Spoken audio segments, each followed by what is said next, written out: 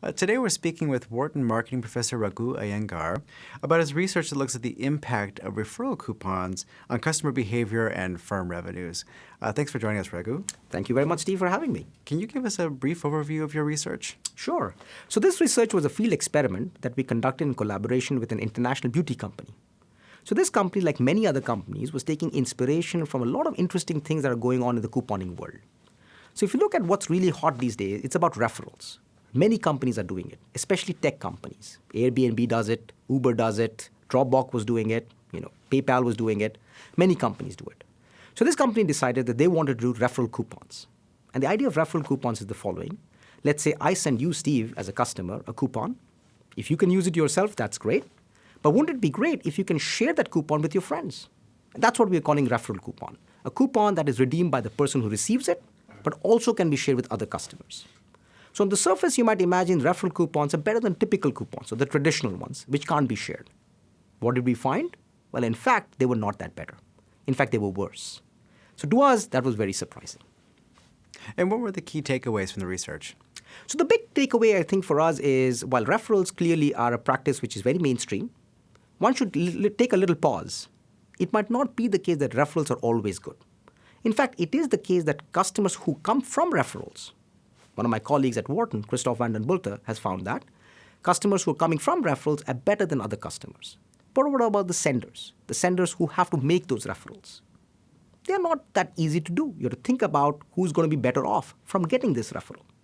So a big takeaway was that don't ask for referrals from all of your customers. In fact, what we found was customers who are high loyalty customers. These are people who are committed to the brand. These are people who bought from you quite a lot. These people turn into brand ambassadors. They not only redeem a lot on their own, they share that coupon with many other people. But what happens for the low loyalty customers? These are customers who occasionally buy from you. They're not frequent purchasers. They, in fact, are not very happy getting that coupon. Why? Because in some sense, you're asking them to do the job for you. They might be skeptical as to why is this firm wanting us to do the job for them, and why do they want my network? So what do we find? These low loyalty customers, in fact, redeem a lot less when they're given a referral coupon as opposed to a standard coupon. And did any of these findings surprise you?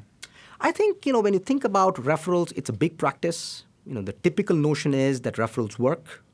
I think what we found was it doesn't work for everyone. Even a practice like sending out referral coupons should be customized.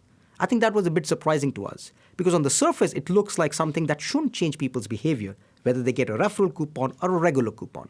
But what we found time and again, and we did a bunch of field experiments in this paper, we found time and again it's a very robust finding. In fact, exposing people to referral coupons, even if they don't share themselves, it actually changes their own behavior. So you mentioned customization. So what are the key sort of practical implications for marketers? So I think customization off the bat is very important. What it looks like is many practices which might seem as it might work in mass, send everyone a coupon. That's not to be the case. I think you should even think about customization right there. Another thing that we found, which was also managerially interesting as part of the study, was in one of the conditions, we sent a referral coupon along with a value of how important the customer is. So for example, I'll send a referral coupon to Steve and say, well, Steve, here's a coupon for you that you can share with your friends, but also note to Steve that you're a very important customer for us. Just the very fact that the company is being transparent, they're being upfront about how important you are, actually changed people to become even better brand ambassadors. They redeemed a lot more. They shared it with their friends a lot more. They shared it with friends who bought a lot more products from the company. And what sets your research apart from other research in this area? So much work typically in referrals, first of all, it's quite limited. And what is present there is typically based on secondary data. This is data based on historical purchases. So what we wanted to do was to work closely with the company with a forward-looking approach. In the sense, why don't we do a field experiment which can help us causally look at the impact of referral coupons on future behavior? So if the most important part of the research is looking at causal impact, doing a field experiment is a gold standard. So I think what sets this research apart is the ability to collaborate closely with the company and doing a field experiment. And what do you think you're going to look at next?